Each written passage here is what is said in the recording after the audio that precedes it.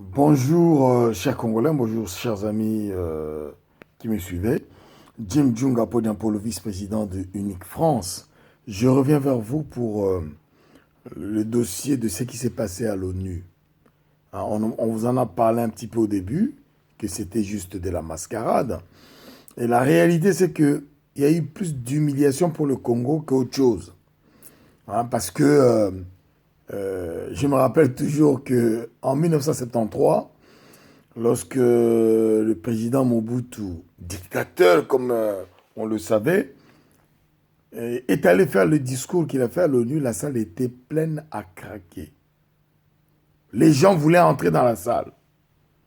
Et pourtant, c'était un dictateur.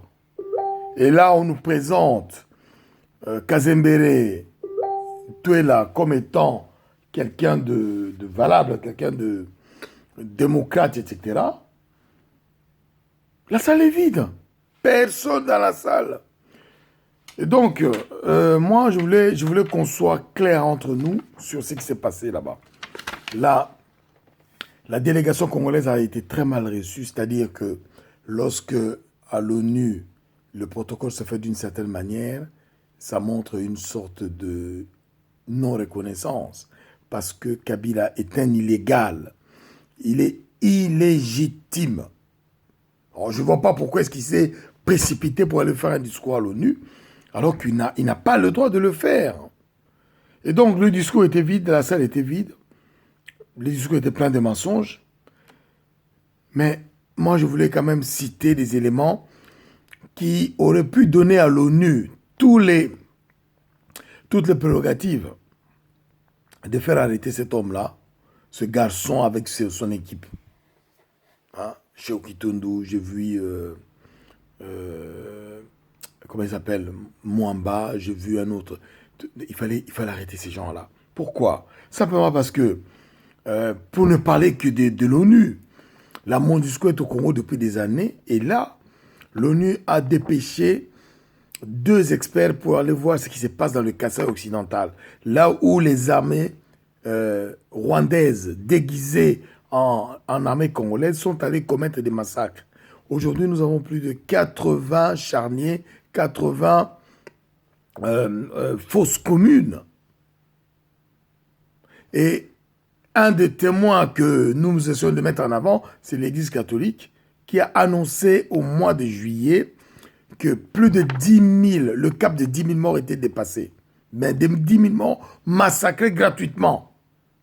En Lingala, on dit Moutakofi Moubesu. Donc il y a l'assassinat de deux experts onusiens. L'ONU qui a envoyé ces experts qui n'ont eu aucune sécurité parce qu'ils ont vécu la réalité de la sécurité au Congo. Ils ont été attrapés, massacrés, découpés.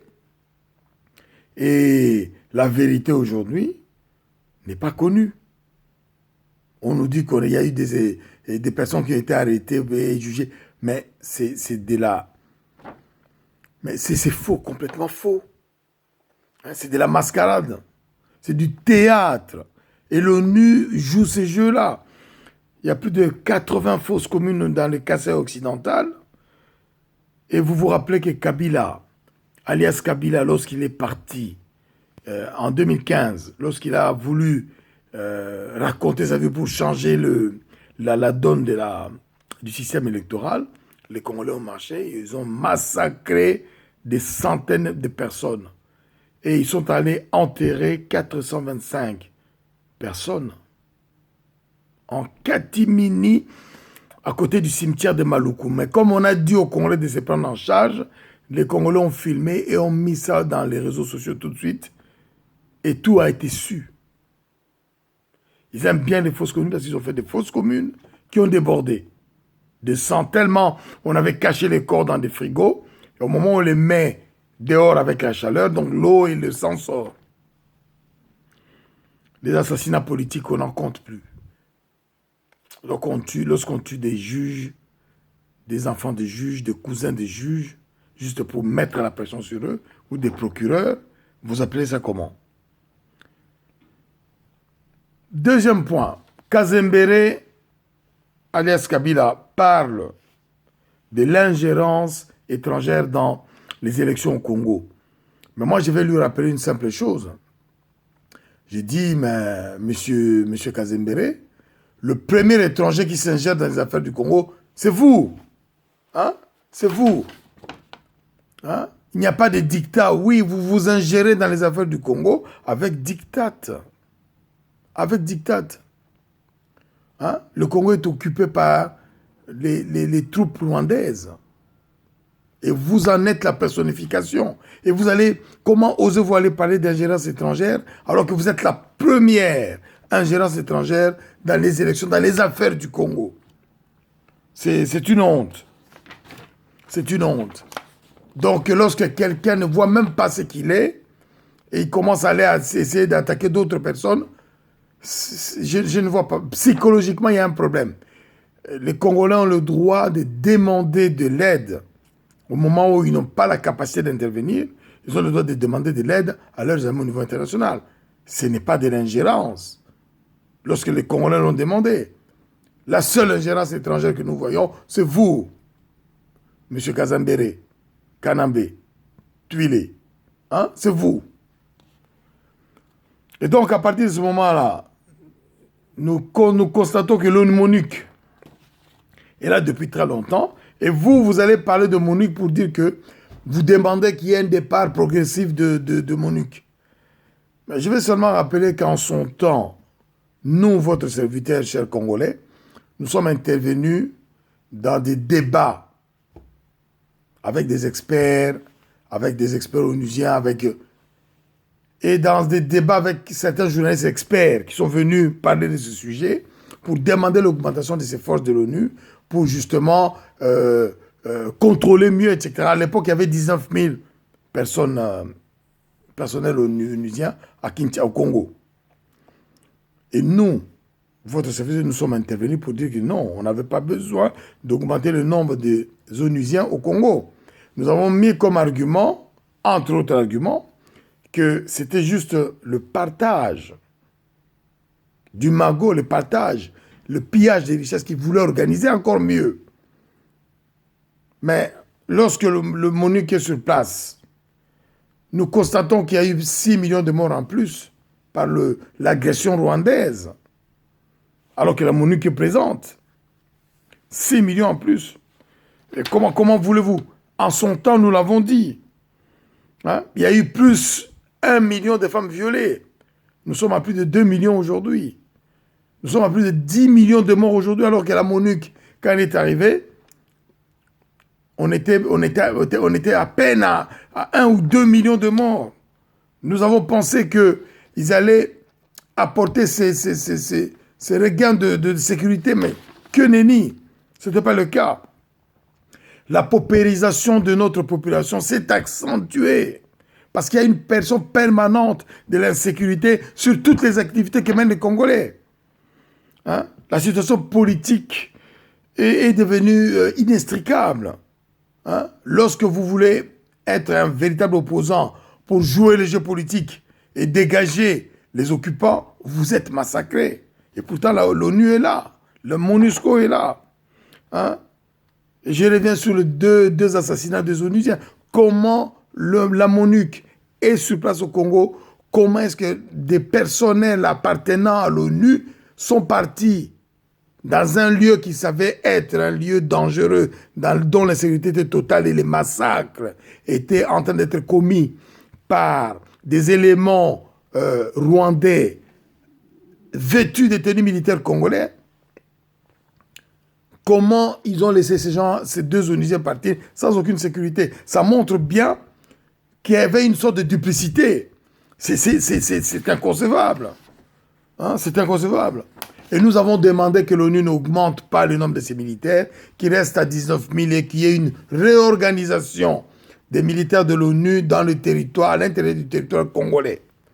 Ce ne sont pas des touristes qui essaient d'aller trouver des femmes, d'aller trouver des minéraux, etc., etc. Ce sont des gens qui sont censés être venus assurer une certaine paix au Congo pour permettre le redémarrage du pays.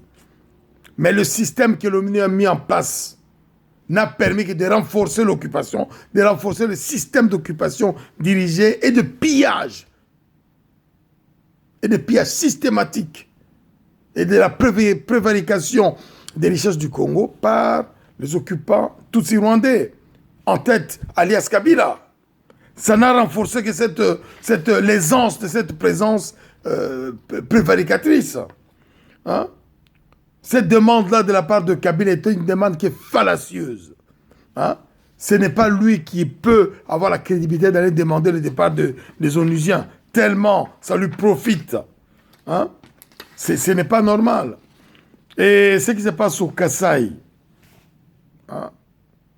Lorsque le gouvernement congolais a laissé complètement à l'abandon toutes les régions du Congo où il y a des massacres, parce que c'est lui-même, ce gouvernement d'occupation, qui attise les problèmes, qui laisse faire ces problèmes-là. Lorsque je vous disais qu'ils sont allés demander à des, entre guillemets, des milices peines de Tchokwe d'attaquer les Kamouina Sampou, et moi je vous disais que ces gens-là sont tous de souche Balouba, donc je ne vois pas pourquoi est-ce que ils auraient un intérêt à le faire, à part peut-être des combats ancestraux qui se sont déroulés au 19e siècle. Mais je crois que nous sommes suffisamment congolais pour comprendre que ça a été une manipulation sur des gens qui étaient faibles pour justement créer une sorte de... Ce que l'ambassadeur de la Grande-Bretagne appelait guerre ethnique. Il n'y a pas de guerre ethnique au Congo. Il y a une guerre d'agression portée par Paul Kagame dans le Congo et dont l'occupation du Congo sert. Voilà la réalité. Donc, l'image, pas l'image de notre pays, mais le Congo d'aujourd'hui est un Congo qui est occupé et qui est sali. Une image très négative de voir que la personne qui s'est dit être le président de la République démocratique du Congo parle à l'ONU devant une salle vide. Le Congo est attendu, aimé par le monde. Comment comprendre cette salle vide si ce n'est pas un refus total de ce que cette personne de Kabila. Kabila doit dégager, et là, si l'ONU et nos amis de par le monde avaient besoin d'une justification, la réalité, elle est là. Nous ne faisons pas appel à vous, nos amis, parce que nous sommes faibles, non. Parce que nous sommes mis dans une situation où nous ne pouvons pas immédiatement réagir, si ce n'est apporter une guerre qui n'a pas de fin. Parce que nous savons comment les guerres commencent, mais on ne sait pas comment elles finissent.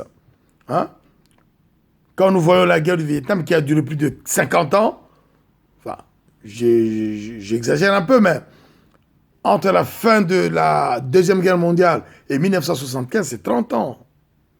Les gens qui l'ont commencé ne savaient pas comment le finir.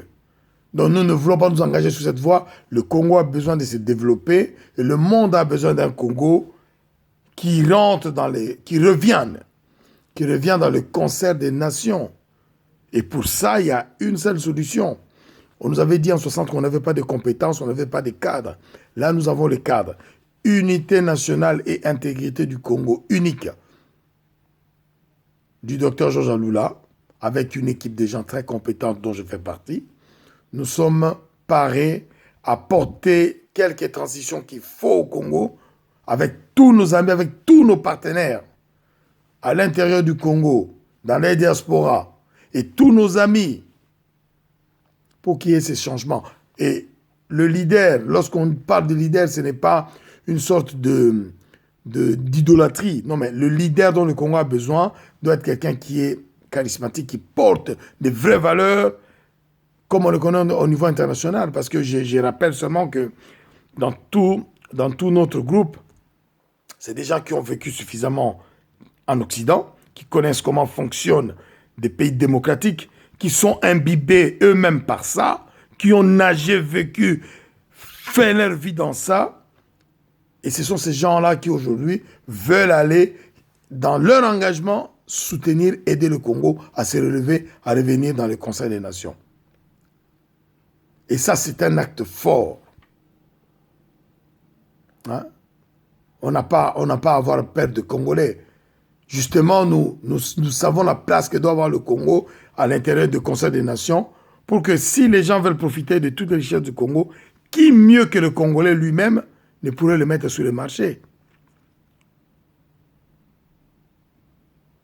Unité nationale et intégrité du Congo, nous sommes avec le docteur Georges Aloula et nous sommes un groupe de cadres avec nos partenaires.